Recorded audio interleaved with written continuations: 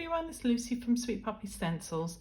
So today I thought I would show you the beautiful technique of how to use the Poinsettia circle or the Poinsettia square. It's one of the techniques that we did on TV recently, and I thought I would show you how it looks using the square. The code for this is SB6125, P for Papa, S for Sierra if it's the square, or if it's the circle you're after, it would be SB6125, P for Papa, C for Charlie. Nice and simple. We're going to be using for our sentiment, which is from the Merry and Bright stamp set that I use a lot. We're going to be using the Stamp Easy. We've got some little diamantes, and the piece of cardstock that we're using, it's a 7x7 card blank, and we have 15 centimeters by 15 centimeters the piece of card that we're going to be working on, with a little bit of a matten layer in the black. The inks we're using, Salvage, Patina and Kitsch Flamingo in the Oxides. I think they work really well. So they're my choice of colours at the moment. I've got my stencil tape, and then for my inking I've got my VersaFine Clair. And then we have for sticking things together, you could either use your double-sided tape or wet glue. I'm using the Craft Bond that's back, will be back in stock very soon. Right, okay, here we go. Excuse me. So let's pop this to one side, and we are going to get our piece of cardstock. We've got our stencil, and what we require is my magnetic sheet, wherever I put it. I always work on a magnetic sheet when I'm working on stencils. So popping it together, and my cardstock is exactly the same size as my square. It's just how I like to work with them. I think it works really well. So we're going to mask off, and this is so it doesn't shift or move. There is nothing worse than getting almost like a ghost effect with it. Now what you could do is, if you want to keep your circle or your square aperture nice and clean, you could invest in these little, what we call infills. These infills will fit every single decorative aperture, which is what we class this as, that we have and what is to come. So you only need one set, whether you're circle or square. You could die cut if you wanted, or cut a piece of square, but for me it's just easier to have it there if I need it. It's a couple of mils smaller. On this occasion I actually want to use the colours in the middle. So I need my brushes, so my blue and my red Oxide blending brushes. I'll pop that to one side so I don't get it in the way, and I just want to make sure that they're lovely and clean. So that's my red Oxide, and that's my blue Oxide family. Okay, as you can see, I've marked my brushes. I have to stress, for your Oxide brushes you need a complete separate set of brushes. For your other brushes, my blues, my reds, these will work with every single ink that I own apart from Oxides, so I never mix them, my Oxide brushes. So we're going in with our inks, and I love this technique. It's just so quick, simple, and that's what you want for Christmas. So I'm taking off and I'm applying, and again taking off and applying.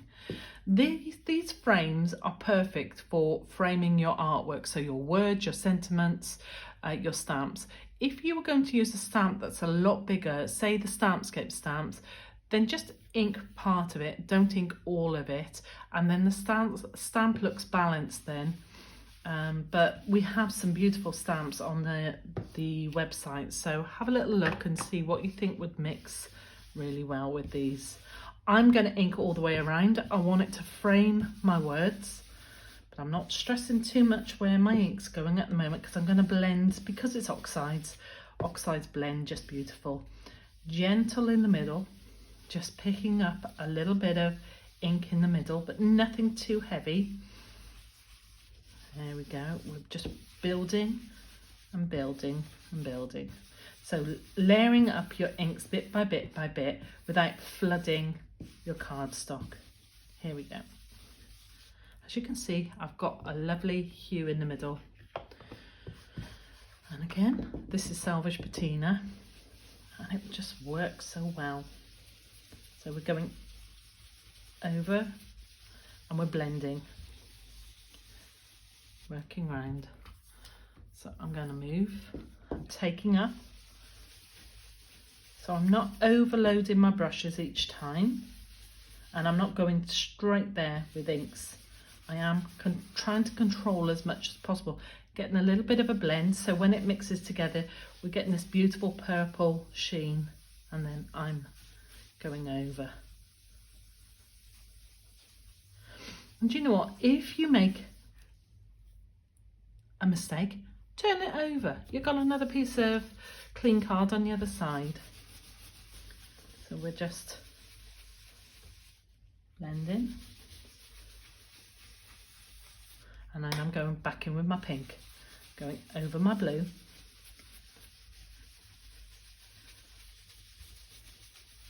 trying to soften down some of my pink, some of my blue, and again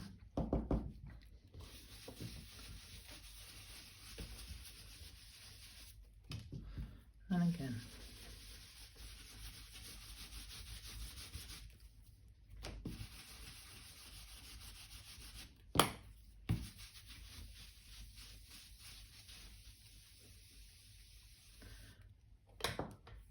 Blue. Let's see what we've got. So we're taking off, we're lifting up, and there you go. You've got a beautiful finish to it. So get rid of that. That would go straight into water. Lid on my inks. And don't forget, this has got to dry. So this will, at the moment, it will dry a lot softer. So clean up my ink so I don't get ink everywhere. And then dry. So we've got my body. So before we do anything, what we need to do is we need to stamp my verse in.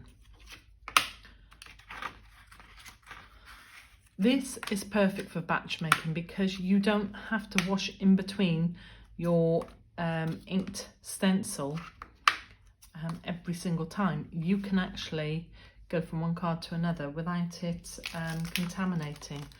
So this is Merry and Bright, so any of these would look perfect, but I'm going to go with my favourite, May Your Christmas Be Merry and Bright.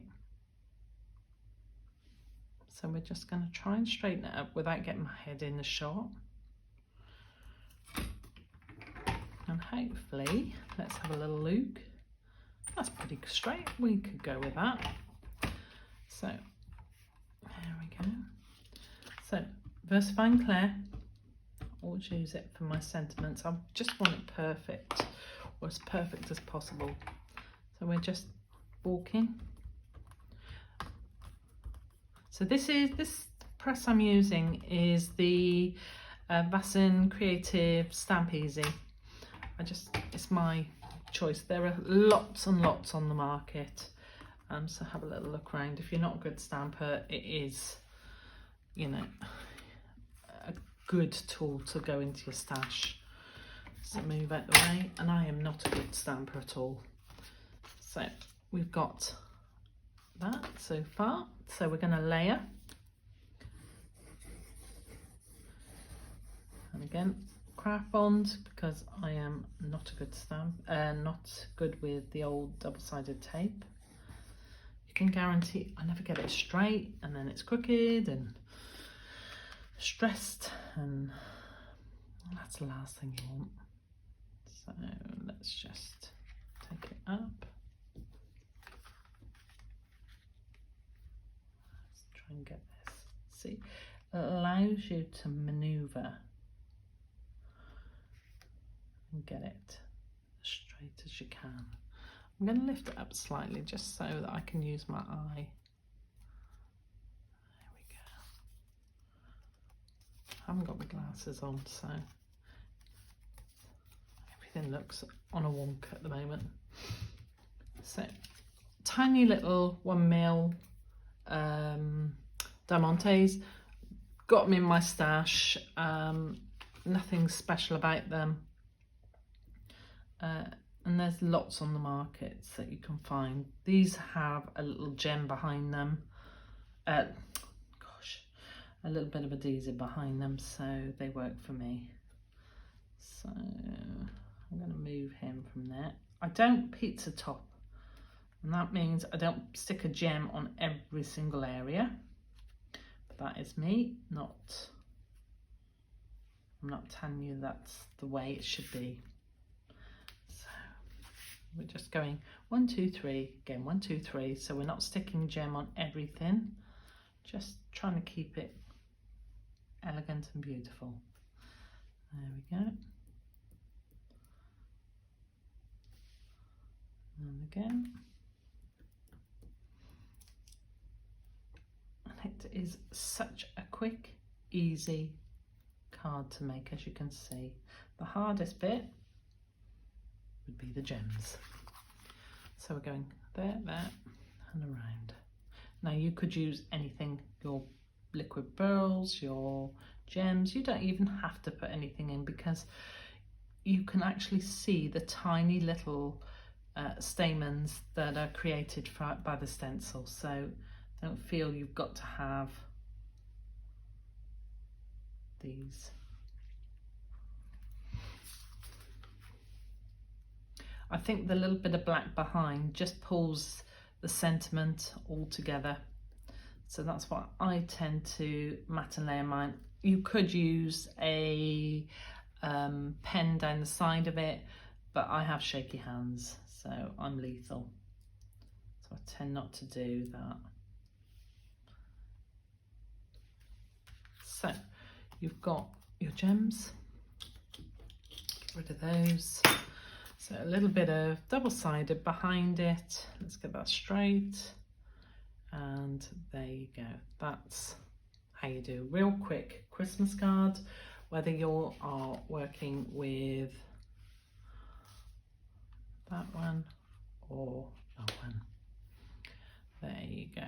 So let's just get that in the shot. They'll fit in the shot. Yeah. There we go.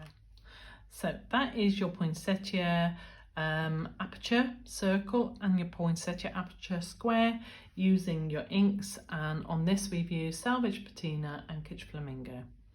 I hope you enjoyed the technique, and don't forget to tune in for more.